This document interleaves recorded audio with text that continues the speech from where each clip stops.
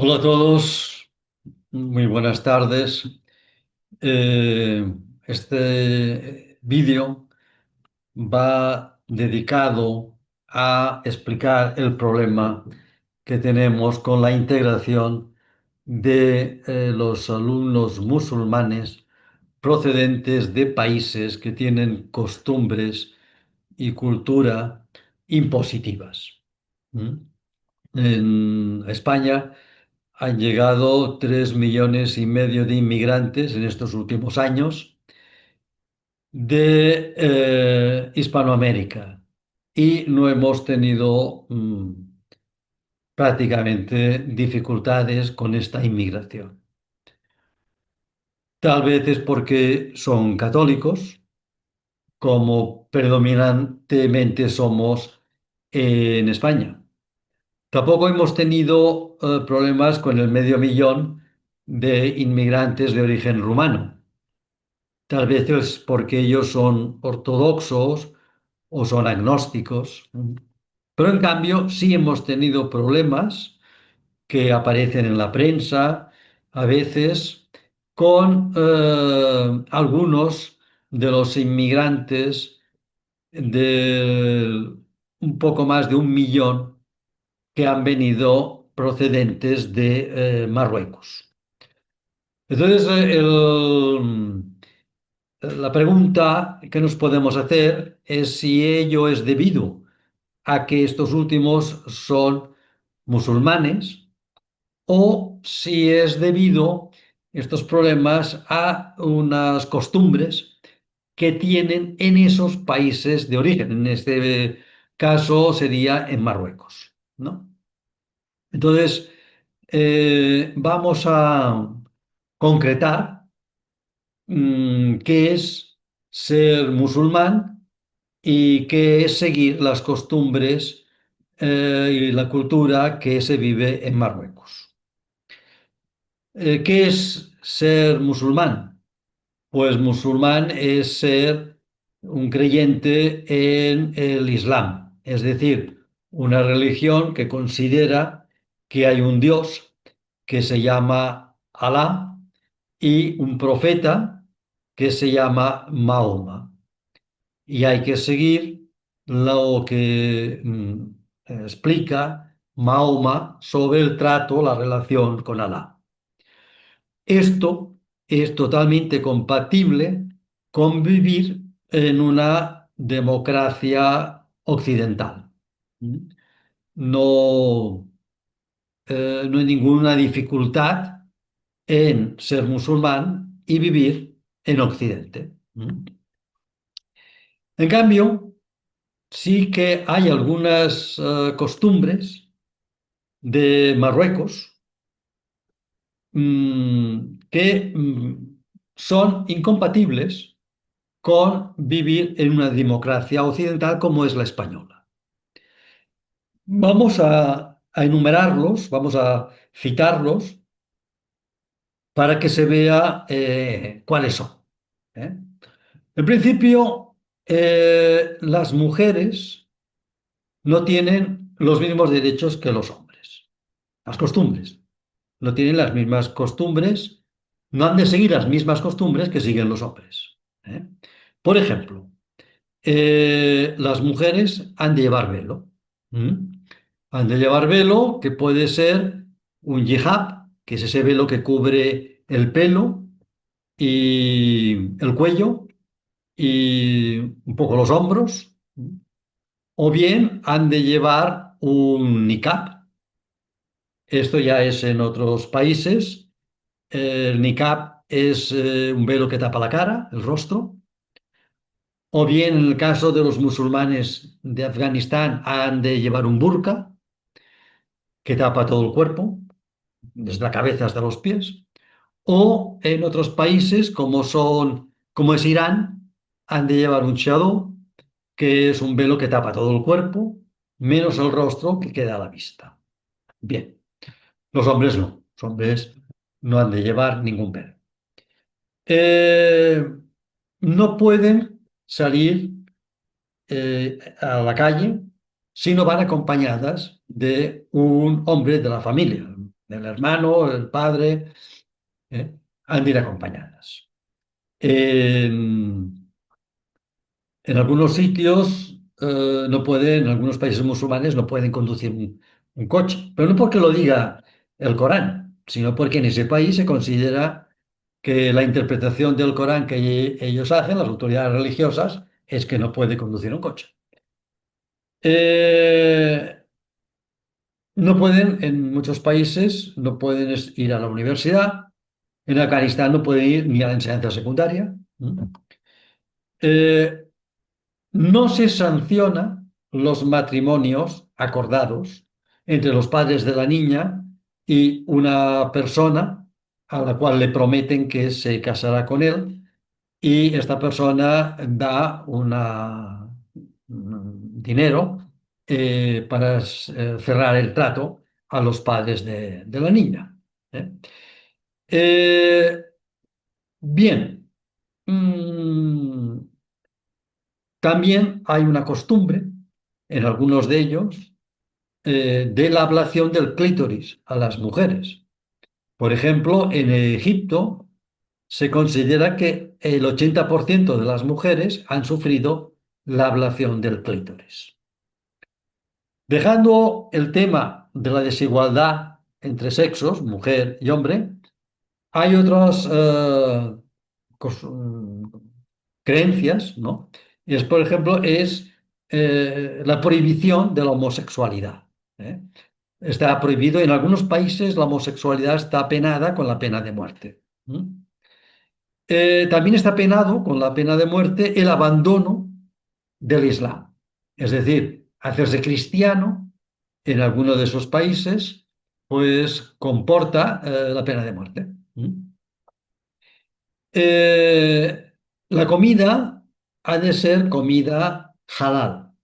Es una comida en la que no puede haber carne de cerdo y la carne que se puede consumir ha de ser, el animal ha de morir desangrado. Es decir, va perdiendo sangre, se va ahogando, el animal experimenta ese dolor para poder ser comida. Además, hay un rito en el que se hace unas referencias a Alá. Tampoco puede estar cocinada con algún líquido que lleve alcohol. Eh, no se permite en esos países la construcción de centros religiosos que no sean mezquitas. O sea, no se pueden construir iglesias, no se pueden construir sinagogas, templos, no se puede. Está prohibido. En cambio, en los países de llegada, ellos exigen que se construyan mezquitas. Y después tienen unos ritos para enterrar a los muertos que exigen que en los cementerios nuestros pues se modifiquen para poder enterrar a los muertos con sus peculiaridades, ¿no? Algunos países de estos países son teocráticos, es decir, el presidente del gobierno también es la máxima autoridad religiosa. Por lo tanto, las leyes que hay en esos países derivan de la interpretación que las autoridades de esos países hacen del Corán. ¿Mm? Hay una policía moral en la cual valora si tal o cual actividad se puede o no se puede hacer porque transgrede su manera de interpretar el mensaje del Corán. Países así, teocráticos, son Irán, Arabia Saudita y Afganistán. Bien, querer mantener todas estas costumbres y querer que los demás las acepten e incluso las vivan, pues genera problemas de convivencia. Esto es así. En Occidente deberíamos mm, animar, hacer cumplir que los inmigrantes musulmanes adquirieran los valores del país a los que han llegado. para facilitar la convivencia. No hay ningún problema con la creencia en el Islam, pero sí con algunas de sus costumbres, sobre todo si las quieren imponer en aquellas ciudades o barrios o pueblos en los que viven. De ahí nacen los problemas. ¿Mm? Eh, la religión, la religión islámica, la han de vivir como una decisión personal, que no han de imponer a las demás personas.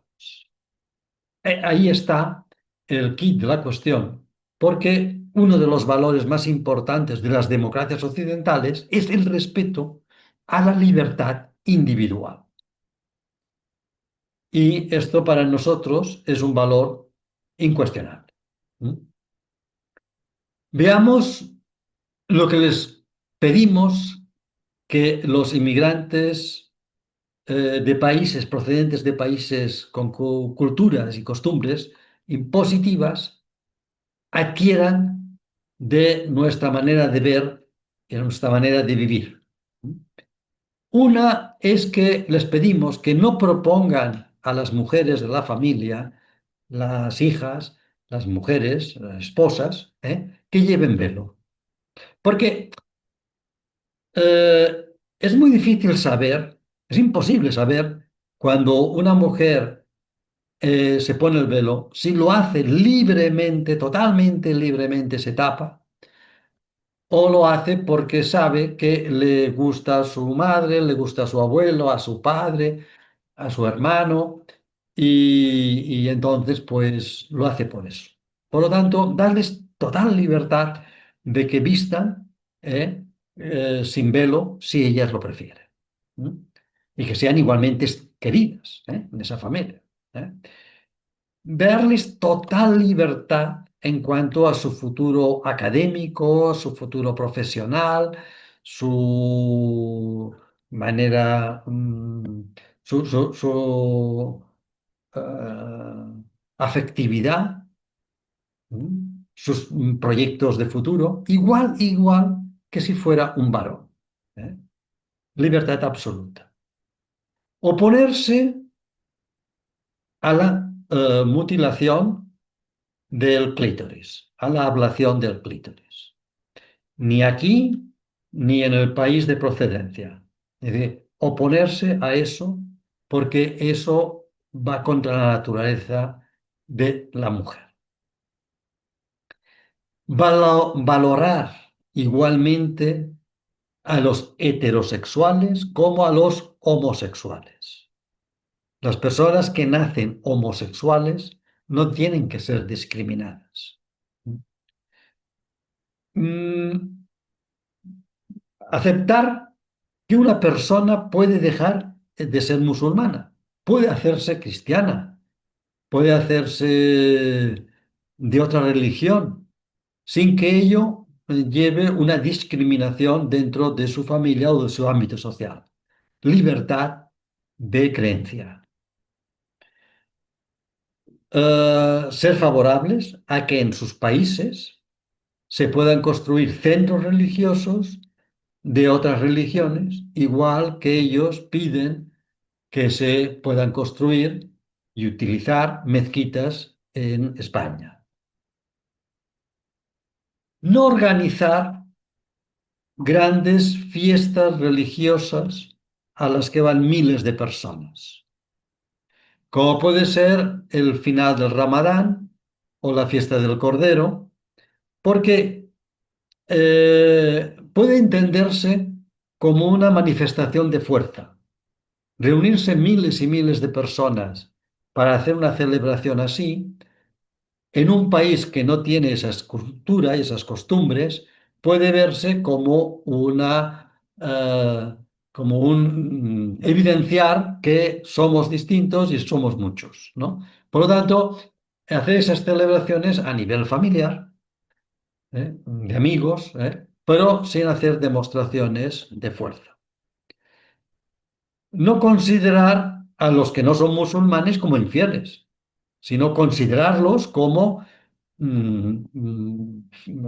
creyentes de otras religiones o como agnósticos, ¿eh? No considerarlos de forma peyorativa porque no son musulmanes, ¿eh? Intentar establecer relaciones de amistad con personas que no son musulmanes para facilitar la integración en ese país de llegada. ¿Mm? Evitar vivir en un ambiente 100% musulmán y sin relación con los demás. ¿Mm? No apoyar la creación de partidos políticos cuya finalidad sea la defensa de los musulmanes, de la religión musulmana. ¿Eh? Porque eso no ayuda a la integración, sino más bien a la creación de problemas de convivencia. Es decir, se pueden crear partidos, pero con unos objetivos que no sean esos, los de exclusivamente la defensa de los musulmanes, ¿no? Mm, no querer imponer costumbres de los países de procedencia, como por ejemplo el horario de las piscinas municipales. No pedir que tales días vayan tales personas y tales otros días vayan los del otro sexo, ¿eh? O que si han de ir de los dos sexos, pues que las mujeres siempre vayan con burkinis, ¿eh? Porque nosotros no vivimos así. Y si se quieren integrar, pues han de aceptar las costumbres del país de destino. Lo que se ha hecho hasta ahora, el modelo de integración de la multiculturalidad, ha fracasado. No se ha integrado las personas. Eso de decir, bueno, pues vamos a posibilitar que las personas con otras culturas las puedan vivir al 100% igual que en su país de origen. Pues no se ha conseguido la integración con ese planteamiento. Voy a poner ahora una tabla en la cual se ve el porcentaje de musulmanes que hay en diferentes comunidades autónomas y ciudades autónomas. Voy a la pantalla, compartir. Estoy aquí, compartir. Veo aquí la tabla, comparto la tabla. Bueno, aquí se ve a la izquierda los nombres, Melilla, Ceuta, están por orden de mayor porcentaje de musulmanes a menor. Vemos que Melilla, ciudad autónoma, tiene un 49,98% de musulmanes, es decir, el 50% de sus habitantes son musulmanes de origen marroquí. ¿Mm? Después viene Ceuta, que tiene un 42,75%. Luego viene Murcia con un 9,26 y luego viene Cataluña con un 8,55. ¿Mm?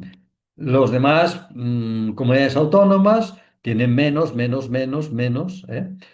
Galicia, por ejemplo, es la que menos tiene, nada más tiene un 1% de personas procedentes de Marruecos. ¿Mm? Bien, la media es 5,18. ¿Eh? Pues Ceuta y Melilla nos sirven de ejemplo de cómo ha fracasado la política de la multiculturalidad. Voy a volver a la pantalla inicial, dejar de compartir. Muy bien. Pues la historia de Ceuta y Melilla. En el año 1986 había un 30% de marroquíes viviendo en Ceuta y Melilla. Entonces, ese año les dio la nacionalidad española a la mayoría de ese 30% en función de que llevaban ya mucho tiempo viviendo en Ceuta y Melilla. ¿Mm? Eh, Pese a ese logro de los marroquíes que vivían en Ceuta y Melilla, Cuando se aprobaron los estatutos de autonomía de estas dos ciudades, que fue 8 años después, en 1994, Marruecos solicitó a la ONU la devolución de Ceuta y Melilla a Marruecos. Ceuta y Melilla nunca han sido ciudades de Marruecos, porque Melilla era española ya en el siglo XV y Ceuta en el siglo XVI. En 1580, cuando no existía Marruecos, ya existía Ceuta como ciudad española. De hecho, Marruecos no es un país independiente hasta 1958. Antes había sido un protectorado español o francés. ¿Eh? Por lo tanto, es absurdo pedir la devolución de esas dos ciudades. Eh, Años después, en el año, debía ser 2015, cuando se aprobaron los estatutos de autonomía de Ceuta y Melilla, pues a los pocos años, 4 o 5 años después, porque cuando se les dio los estatutos se construyeron muchos barrios y muchas casas para los musulmanes que vivían en Ceuta y Melilla, pues en 2020, pese a ese logro, Marruecos volvió a reclamar esas dos ciudades como si fueran suyas. En 2022, el presidente de España, de forma no aclarada, cambió la política de España respecto al Sáhara y aceptó el plan de autonomía para el Sáhara de Marruecos. En el 2023 se le dio a la ciudad de Ceuta y Melilla el final del Ramadán y la fiesta del Cordero fueran fiestas laborales.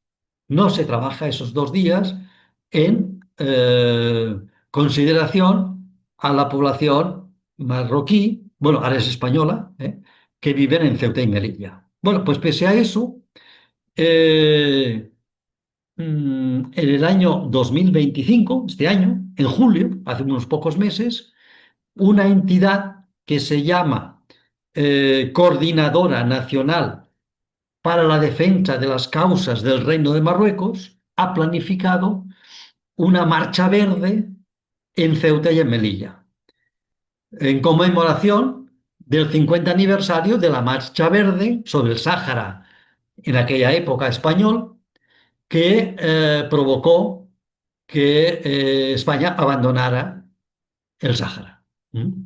Esta Marcha Verde consiste en miles y miles de personas andando que entran, penetran en este caso sería en Ceuta y en Melilla. Esto demuestra que esa política de ir dando todo lo que los eh, marroquíes que viven en esas ciudades, pues lo que provoca a la larga es que se reivindique pues la propiedad de esas ciudades en base a la mayoría de habitantes, ¿no? Bien, ¿qué ha pasado en Cataluña? Pues en Cataluña se ha priorizado la llegada de marroquíes sobre la llegada de hispanoamericanos porque los hispanoamericanos hablan en español o en castellano. Es decir, que es la lengua que el gobierno catalán pretende que se deje de hablar en Cataluña y por lo tanto para que solamente se hable en catalán. Por lo tanto, la llegada de gente que habla en español no les interesaba y por eso el porcentaje de marroquíes en Cataluña es muy alto. De cada 4 marroquíes que hay en España, uno vive en Cataluña. Mm, a nosotros nos tocaría un 17% de todos los marroquíes que viven en España y en realidad tenemos un 27%. Bien, eh, Por otro lado, las mujeres marroquíes tienen 2,9 hijos, mientras que las mujeres catalanas tienen 1,2 hijos. Y esto ya se está viendo en las escuelas, cuando se ve el elevadísimo número de niños que tienen pues, padres inmigrantes marroquíes. Y cada vez hay más. ¿Mm? ¿Qué está pasando? Pues lo que está pasando es que hay pueblos catalanes en los que hay más mezquitas que iglesias. ¿Mm? En la actualidad, en Cataluña hay 326 mezquitas. ¿Eh? Es decir, en lugar de producirse una integración de los musulmanes en Cataluña, lo que se está produciendo es una islamización, marroquinización de determinados barrios de las ciudades y de determinados pueblos de Cataluña. ¿Mm? Vamos a ver. Hay cosas que se están haciendo mal, muy mal, y hay que rectificar. Si queremos evitar la islamización de nuestro país. Voy a compartir una gráfica en la que se observa el número de profesores que están dando religión islámica. Porque en el sistema educativo español, en la clase de religión, el alumno puede elegir ir a religión católica, religión evangelista, religión islámica y religión judía. Puede elegir entre estas cuatro. ¿Mm? Bien, veamos cómo ha ido aumentando el número de profesores que dan religión islámica. Voy a compartir pantalla. Voy a compartir esta pantalla.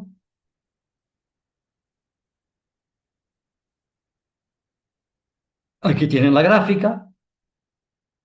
En el año 2001 había un profesor. En el año 2025 hay 311 profesores. Cada vez hay muchos más, muchos más, muchos más. Por cierto, de religión católica se está produciendo lo contrario. Hay menos. Había más antes y ahora hay menos. Bien, dejo de compartir pantalla y seguimos hablando del tema. ¿Mm? Mire, en los centros educativos no se debería enseñar religión confesional. No se debería enseñar religión católica para alumnos que son católicos y que viven y practican su religión, ni en el aula de al lado para los que son musulmanes y practican el Islam y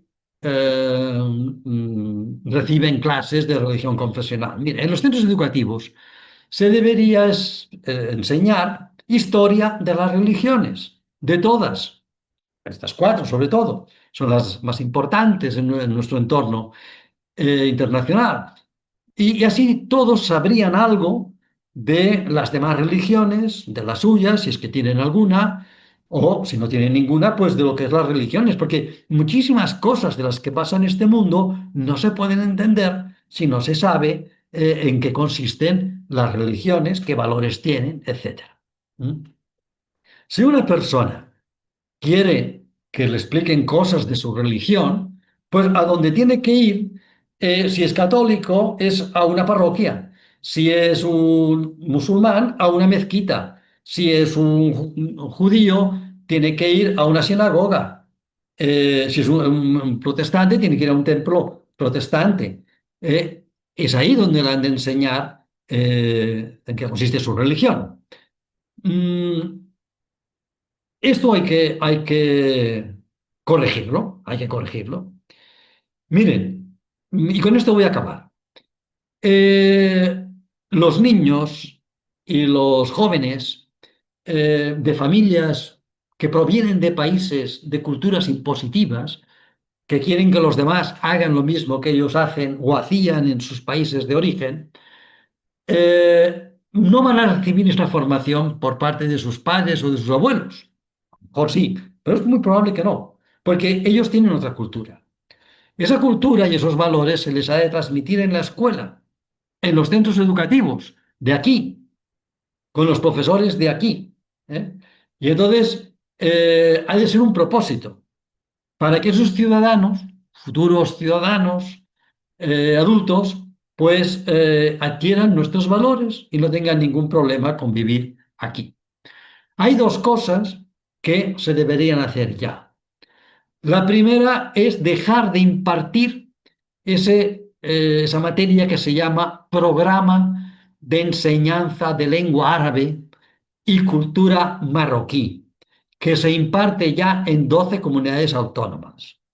No es que aprender árabe sea una cosa mala, no es que aprender las costumbres de Marruecos sea una cosa mala en sí, no lo es.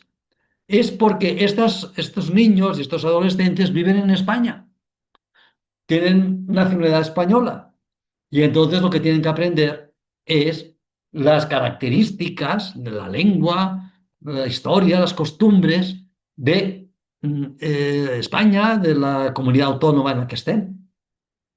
Y la otra cosa es que no deberíamos permitir que las alumnas fueran con velo, porque se trata de integrar, no de distinguirse de las demás con un velo, diciendo, mira, somos estas, somos tantas, nos juntamos aquí porque nos sentimos más a gusto con estas compañeras. No, se trata de integrarse.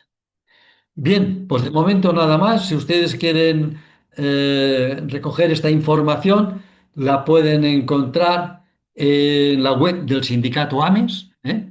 Ponen esto, sindicato AMES, en cualquier buscador y podrán acceder a este artículo y repasar todo lo que ustedes quieran. Pues nada más, muchas gracias por su atención y hasta la próxima.